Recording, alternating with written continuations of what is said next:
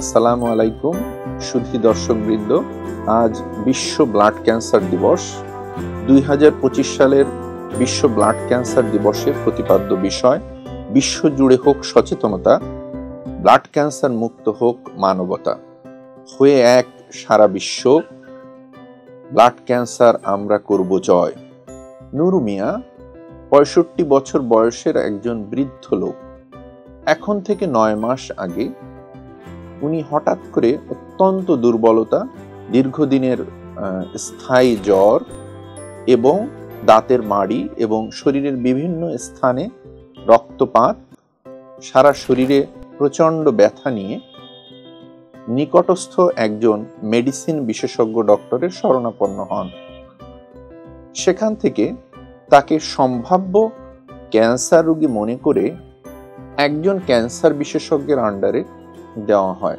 সেখানে তার শরীরের গলায়, বগলে বিভিন্ন জায়গায় যে গোটাগুলো হয়েছিল সেই গোটা বা লিম্ফ নোডের বায়োপসি করে প্রাথমিকভাবে নন হজকিন্স লিম্ফোমা নামে একটা রক্তের ক্যান্সার ডায়াগনোসিস হলেও ক্যান্সার বিশেষজ্ঞ সেই রোগীকে রক্ত ক্যান্সার বিশেষজ্ঞের কাছে ট্রান্সফার না করে উনি অত্যন্ত দামি ও ব্যয়বহুল নন হজকিন্স লিম্ফোমার একটি চিকিৎসা আরচপ শুরু করেন।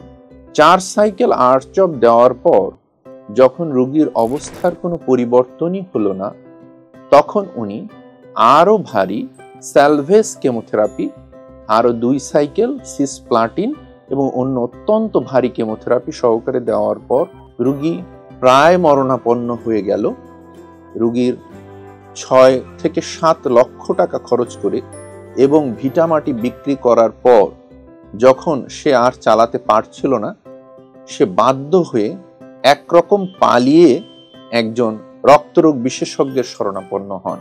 উনি রোগীর সব ইনভেস্টিগেশনের আগে প্রথমে রোগীকে ক্লিনিক্যাল অ্যাসেসমেন্ট করেই বলেন পসিবলি এটি কোনো লিম্ফোমা নয়, এটি ব্লাড ক্যান্সার বা লিউকেমিয়া। এবং তখনই উনি একটি প্রথম screening test, complete blood count এবং পেরিফেরাল ব্লাড ফিল্ম দেন এবং পিবিএফটা নিজ চোখে দেখে উনি বলেন এটি পসিবলি একটি লিম্ফোব্লাস্টিক লিউকেমিয়া বা এক ধরনের ব্লাড ক্যান্সার। পরবর্তী ধাপের ইনভেস্টিগেশন, ফ্লো সাইটোমেট্রি এবং অন্যান্য পরীক্ষা করেও দেখা গেল এটি আসলে একটি অ্যাকিউট লিম্ফোব্লাস্টিক লিউকেমিয়া, লিম্ফোমা নয়। তাহলে এই রোগীটির সম্পূর্ণ ভুল ডায়াগনোসিস এবং চিকিৎসা হলো রোগ সম্বন্ধে না জানা, সঠিক স্পেশালিস্টের কাছে চিকিৎসা না করার ফলে। এটি যে শুধু একটি মাত্র সত্য ঘটনা তা নয়, আমাদের দেশে এমন ঘটনা অহরহ আমাদের চারপাশে ঘটছেন।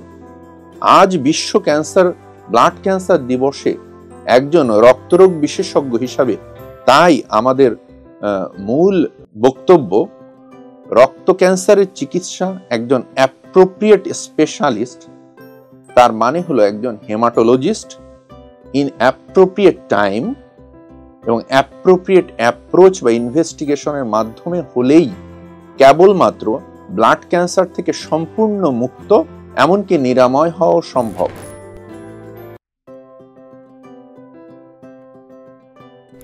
দর্শক মণ্ডলী, আমি doctor Mohammad Ashikuzzaman, blood cancer ও রক্তরোগ বিশেষজ্ঞ, কর্মরত আছি হেমাটোলজি ও বোন ম্যারো ট্রান্সপ্লান্ট বিভাগ, ঢাকা মেডিকেল কলেজ হসপিটাল এবং আমি ল্যাবেইড স্পেশালাইজড হসপিটালের হেমাটোলজি কনসালটেন্ট হিসাবে কর্মরত আছি।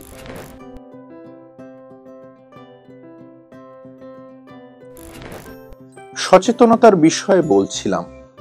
বিশ্বজুড়ে হোক সচেতনতা, ব্লাড ক্যান্সার মুক্ত হোক মানবতা। 2025 সালের বিশ্ব ব্লাড ক্যান্সার দিবসের আজকের এই দিনে সবার প্রতি আমার একটি বিশেষ বক্তব্য অথবা আকুতি যে আমরা আসুন বেশি সচেতন হই ব্লাড ক্যান্সার প্রতিরোধ করতে। কেননা একবার ব্লাড ক্যান্সার হলে যতই ভালো চিকিৎসা হোক, সব মিলিয়ে একটি পরিবার এবং সমাজের জন্য এটি অনেক বড় বোঝা। এটিকে কিভাবে আমরা প্রতিরোধ করতে পারি তা জানতে হলে আমাদের প্রথমে জানতে হবে ব্লাড ক্যান্সার কিভাবে হয়। সাধারণত আমাদের ডিএনএ বা জিনের কিছু অ্যাকোয়ার্ড মিউটেশন বা পরিবর্তনের ফলে এই ব্লাড ক্যান্সার তৈরি হয়। আমাদের যে স্বাভাবিক রক্তের কোষগুলা যদি সে অস্বাভাবিকভাবে বৃদ্ধিপ্রাপ্ত হয়, যদি সে তার সঠিক সময়ে মৃত্যুবরণ না করে অমরণশীলতা পায়, এবং যদি তা এই কোষগুলা একেবারে ইম্যাচিউর বা প্রিকারসর পর্যায়ে থেকে যায়, ম্যাচুরেশন অ্যারেস্ট হয়ে যায়, তখনই সাধারণত ব্লাড ক্যান্সারের বৈশিষ্ট্য এর মধ্যে আমরা খুঁজে পাই। এই যে পরিবর্তনগুলো একটি রক্তের কোষের মধ্যে আসে তা সাধারণত এই জেনেটিক পরিবর্তনের বাহ্যিক ফেনোটাইপিক ফল। তো কেন এটি হচ্ছে? সাধারণত সকল গবেষণায় দেখা গেছে দীর্ঘদিনের অর্গানোফসফরাস কম্পাউন্ড বা কেমিক্যাল এক্সপোজারই এই ধরনের জেনেটিক পরিবর্তনের সবচেয়ে প্রধান কারণ। এছাড়াও কখনো কখনো রেডিয়েশন বা বিভিন্ন পারমাণবিক সংস্পর্শেও কারো কারো মধ্যে এই ধরনের ডিএনএ পরিবর্তন হতে পারে। একটি ছোট পরিসংখ্যান বা নিজের অভিজ্ঞতার কথা বলি। আমি যখন 2013 সালে প্রথম একজন হেমাটোলজি রেসিডেন্ট হিসাবে ঢাকা মেডিকেলের হেমাটোলজি ও বোন ম্যারো ট্রান্সপ্লান্ট ডিপার্টমেন্টে আমার কাজ শুরু করি, তখন কিন্তু আমাদের যে ব্লাড ক্যান্সার বা রক্তরোগের ভর্তি বেডগুলার প্রায় বেশিরভাগই খালি থাকতো এবং রোগী আমাদের থাকতো না বললেই চলে। কিন্তু আজ 2025 সালে আমার একটি বেডের জন্য কখনো কখনো 100টি সিরিয়াল দিয়ে রাখে, তারপর মানুষ আসলে বেড পাচ্ছে না। এটি শুধু এ কারণেই নয় যে আমাদের ডায়াগনস্টিক ফ্যাসিলিটি বা আমাদের সচেতনতা বৃদ্ধিতে আমরা চিকিৎসকের কাছে আজকে দেশে চিকিৎসা নিচ্ছি, এটি যেমন সত্য, তার থেকেও বড় সত্য আসলেই ব্লাড ক্যান্সারের পরিমাণটি অনেক অনেক গুণ বৃদ্ধি পেয়েছে আমাদের দেশে।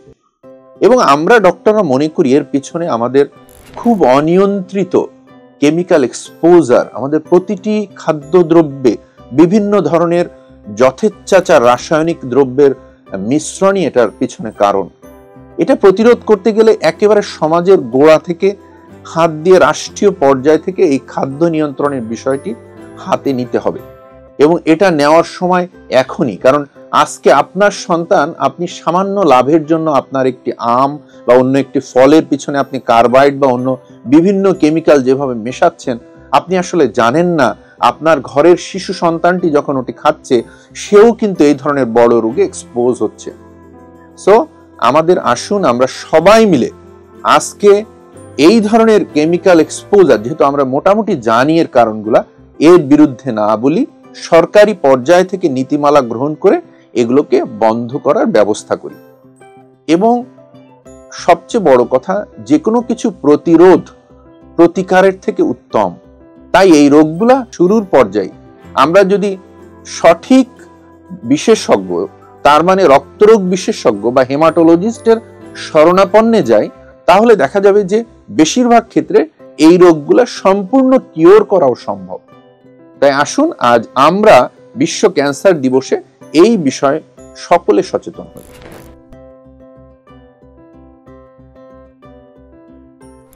একবিংশ শতাব্দীতে যে কটি বিষয়ে আসলে গবেষণা, চিকিৎসা এবং বিজ্ঞান সবচেয়ে বেশি উন্নত হয়েছে, WHO গবেষণায় দেখা যায় হেমাটোলজি তার মধ্যে সবচাইতে এগিয়ে আছে।